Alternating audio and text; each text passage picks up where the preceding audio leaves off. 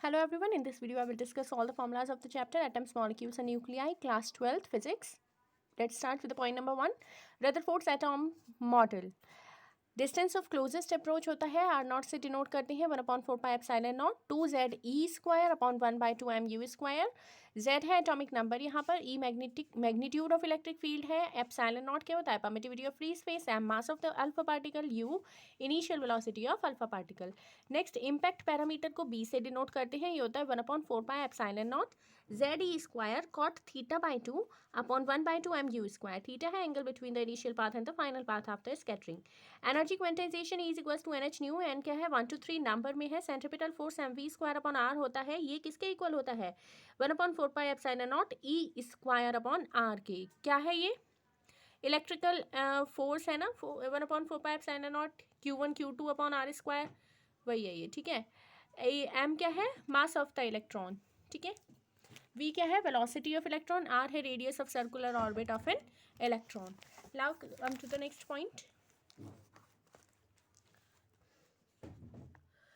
An electron can revolve in circular orbit without radiating energy only when I omega equal to nh upon 2 pi. Okay, n है principal quantum number, I है moment of inertia of an electron, omega angular velocity of an electron. तो electron circular orbit में तभी revolve कर सकता है, electron revolve कर सकता है सर्कुलर ऑर्बिट में विदाउट रेडिएटिंग एनर्जी, बिना एनर्जी को रेडिएट करे, केवल तभी कर सकता है जब आई ओमेगा NH अपॉन 2 पाई के इक्वल होता है।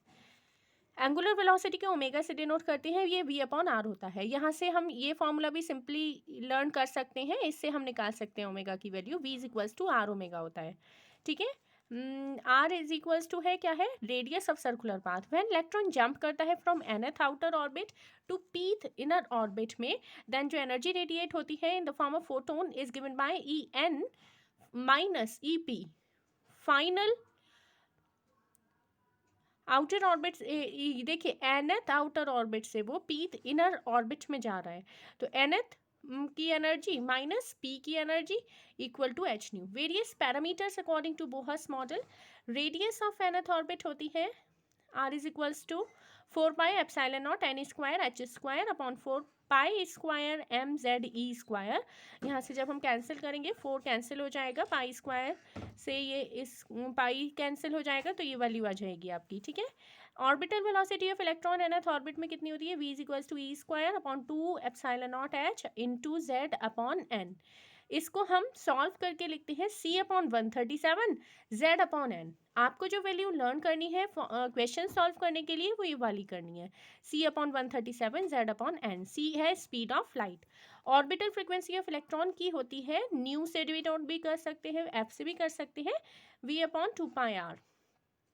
Okay, to this is equal to me⁴ z² upon 4ε0² n³ आपको ये वाली लर्न करनी है केवल। टाइम पीरियड ऑफ इलेक्ट्रॉन होता है, देखिए ये पूरा है h³ 4p⁴ n³ upon 4π² mze²e⁴। और जब आप इसको सॉल्व करेंगे तो ये आएगा, यही आपको लर्न करना है।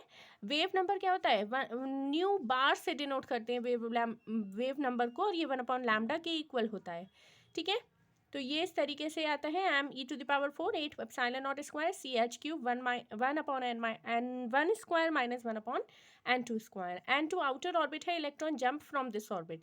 n1 इनर ऑर्बिट है, electron falls in this orbit. Kinetic energy electron की क्या होती है हाफ mv², और ये इसके इक्वल होती है, आपको यही लर्न करनी है। Potential energy minus mze²e⁴ upon 4ε0² n²h²। अब देखते हैं, देखिए टोटल एनर्जी क्या होती है। टोटल एनर्जी होती है E is equals to k plus U, and this is equals to minus mze²e⁴ 8ε0² n²h²। En की वैल्यू क्या होती है, ये लर्न करनी है आपको, -13.6 z² upon n²। Electron volt में है ये। R की वैल्यू ये होती है Rydberg constant. Hydrogen atom z is equals to 1, N की वैल्यू अगर 1 होगी तो E1 की वैल्यू कितनी होगी, आपको ये वैल्यू लर्न होनी चाहिए -13.6 इलेक्ट्रॉन वोल्ट, ठीक है, या -RCH। एन की वैल्यू जब 2 होती है तो यहाँ पर ये क्या आ जाता है, ये हमने उसी फॉर्मूला से निकाली है जो ई की वैल्यू होती है -13.6 Z square upon N square. इसी से देखिए, ठीक है, जब एन का स्क्वायर करेंगे ना यहाँ पर तो 4 आ जाएगा ना, ये -3.4 इलेक्ट्रॉन वोल्ट है। एन की वैल्यू जब 3 होती है तो यहाँ पे 3 का स्क्वायर करेंगे तो 9 आ जाएगा, और ये -1.5 इलेक्ट्रॉन वोल्ट होती है। एन की वैल्यू जब इनफाइनाइट होती है तो एनर्जी की वैल्यू 0 हो जाती है। कंपोजिशन ऑफ न्यूक्लियस में क्या क्या होता है, तो number of neutrons in the nucleus में निकालने होते हैं जब हमें, तो हम निकालते हैं ए माइनस जेड। ए है mass number, Z is atomic number.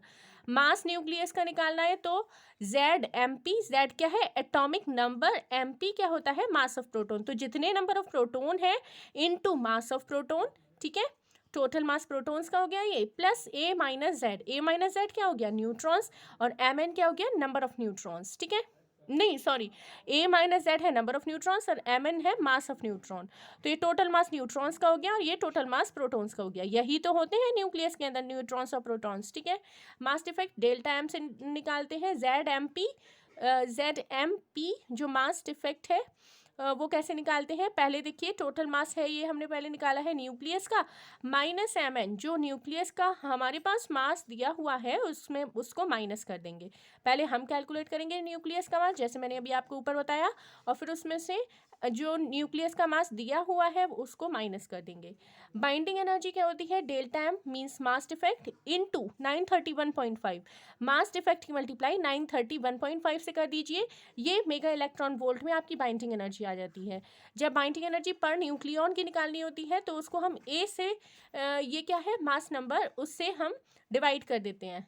Packing fraction को निकालते हैं, डेल्टा एम क्या होता है मास डिफेक्ट, अब packing fraction delta M mass defect upon atomic mass. Half life period of radio active element T is equal to 0.693 upon lambda होता है, lambda है degree constant. Law of radio active disintegration D N over D T equal to minus lambda into N, number of atoms present at given instant t is n is equals to n naught e to the power minus lambda into t. Average life of radioactive element Ta is equals to 1 upon lambda होता है। Einstein mass energy equivalence क्या होता है, is equals to mc square. Relation between rest mass and mass of a particle in motion is given by m is equals to m naught under root 1 minus v square upon c square. m naught होता है rest mass of the particle, m होता है mass in motion, motion में जो है उसका मास, और v है velocity of a particle और c है velocity of light.